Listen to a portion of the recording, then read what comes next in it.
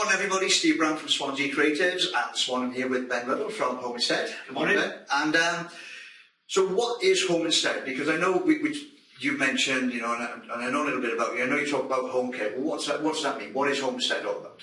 Home Instead is all about providing independence to people in their own homes. Right. So we go in on a daily basis and provide companionship, home help, personal care services, meal preparation, take them to appointments, and really do the sorts of things that perhaps a daughter or son would do if they were there as often as we are, quite often. Right. So why does somebody, because you mentioned there, so why aren't just, I know I've got family, so why wouldn't my family just look after you? Where do you step in there? Well, an awful lot of our clients have got dementia, right. And an awful lot of the current population, if you like, are very mobile. They're not like the old days where the family members, community aunts, uncles are all in the same place. Right. They've usually moved away, and therefore aren't in the area to be able to provide the sort of support that we do. That's or very that they would like point, to. And usually they've got, most of our clients got dementia, right. which is even more challenging for people to get involved with. So we come in and we provide those services that they aren't able to because generally they're not in the area. Right. And I know you and I discussed this before, so where people are actually looking after mum or dad or whatever, and they're going and supporting it, are you actually there, are you providing the service to help the actual person with dementia, or are you actually there to help the person who's the actual caregiver? Okay, yeah, good question. Where dementia is concerned, which is an incredibly difficult condition to deal with from the family's perspective, there is this duplicity, and they are one of the most rewarding clients that we support and look after. And the reason for that is that while we're providing support for the individual who has the condition, they're getting a great experience out of it, depending on what we're doing with them. They've got somebody that they formed a relationship with, that understands them, and that really can work with them on whatever aspect of their lives that they want to with ourselves.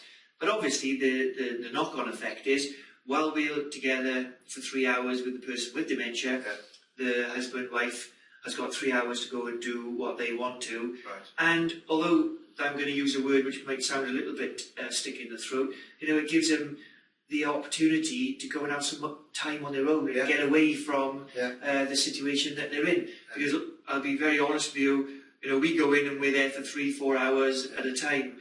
The spouse is there for 24/7, and it is tiring, and it is very, very emotionally tiring as well. I can imagine that, because in a previous video I was talking to Carl, one of your caregivers, and he was saying he had one client that he was literally just taken out for a game of pool, but it gave the spouse time to actually go for dancing lessons or whatever she was doing, so she had some free time. And I agree with that, because my father had dementia, and I know my mother, it was just draining on her, as you said, 24 hours a day. Absolutely. I'll give you an example of one of our clients.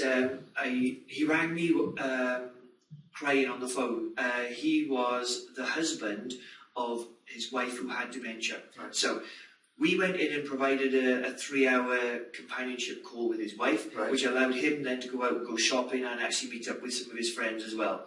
So the reason he was ringing me crying was he came back to the house after the 3-hour period, looked in through the window, and our caregiver and his wife were dancing and singing at the top of their voices to Mamma Mia in the lounge. So, he'd left the house worried about his wife and whether she would be okay, and how was she going to be with him not being there.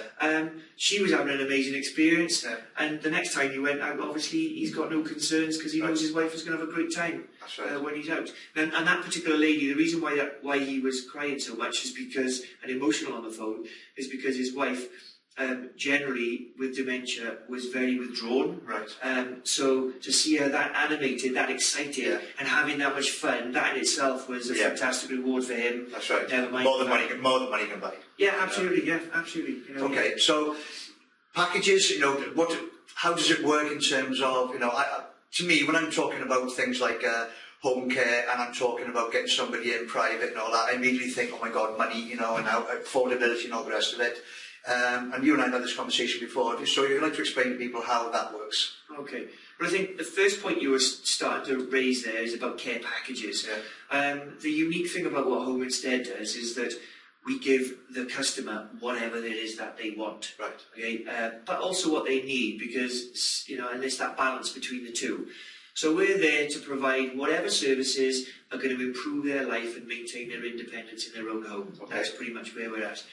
In terms of cost, and this is going to be really expensive, we are slightly more expensive than most care organisations that are out there. But when you really sort of dig beneath the surface and look at what you get for our service compared to most, there is no comparison. Right. And that is also why, in the 6 years that we've been running Homestead in Swansea, I can only remember one client that has ever sort of, we told them what the price is and they've gone, I'm not sure that I can afford to pay that. Right. Put it into context as well, is that an awful lot of people, especially into the back end of this year, will be accessing their care through what they call direct payments, Okay. which I'm sure we'll speak about in a second. The important thing about direct payments is that the difference between what the government will pay in terms of a direct payment to provide care for someone in their own home and the rate that we charge, there's a small amount of top-up which is marginal compared to the quality of service that you're getting for that extra money. Because you're independent and you can actually deliver exactly what the customer actually needs, what the client needs. Yeah, I think the biggest, I always say this, in the industry, people who use domiciliary care businesses like ourselves through local authorities are called service users. Right. I personally don't like the term, and within the new social care bill that comes out in April of next year, it's being changed to citizens, which is a far nicer word.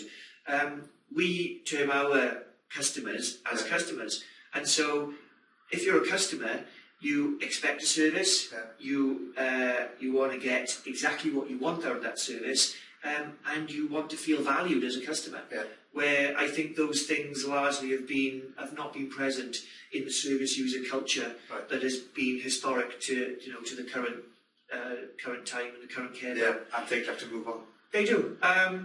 They do move on, and I think that people out there don't mind paying a little bit extra if they're going to get something which does do exactly what they want it to do. It's all about value for money. That's what people want.